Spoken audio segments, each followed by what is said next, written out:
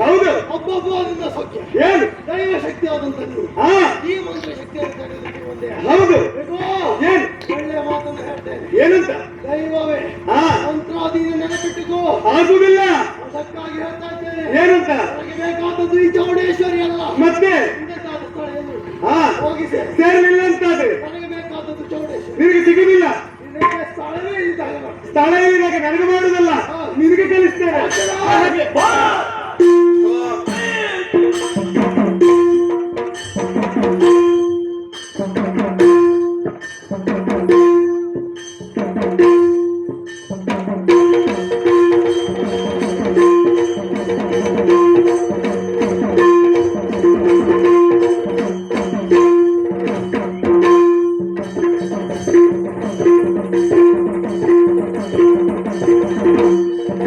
Thank you.